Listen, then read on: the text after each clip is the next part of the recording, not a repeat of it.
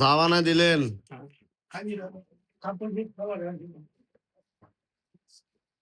তো গাইজ আজকে আসলাম Chittagong Madanhat tempo stand, একটা অক্সিজেনের ভাড়া নিয়ে আসলাম। তো এখানে আমাদেরকে অনেক সুন্দর ভাবে বসতে দিছে।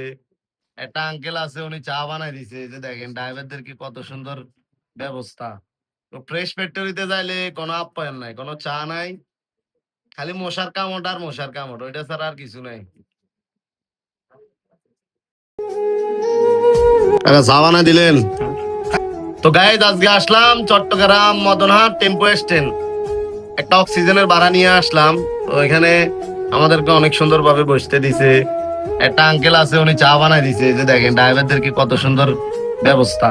তো ফ্রেশ ফ্যাক্টরিতে যাইলে কোনো আপ্যায়ন নাই, কোনো চা নাই, খালি মশার কামড় আর মশার কামড়, ওইটা ছাড়া আর কিছু নাই।